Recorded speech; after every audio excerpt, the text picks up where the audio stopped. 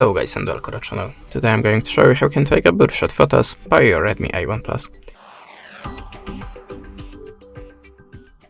So to start, open the camera app, then you don't need to do anything, just hold the shutter button and swipe it to the right.